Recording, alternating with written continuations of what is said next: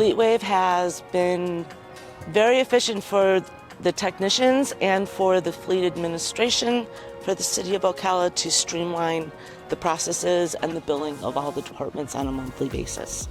From an IT perspective, yes, I would definitely recommend Chevin because it's configurable.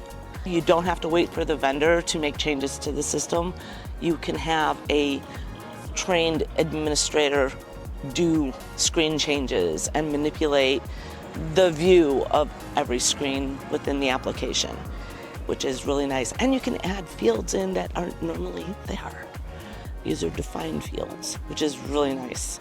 My name is Suzanne Kendall. I'm with the City of Ocala. My personal title is a senior system analyst. I'm in IT.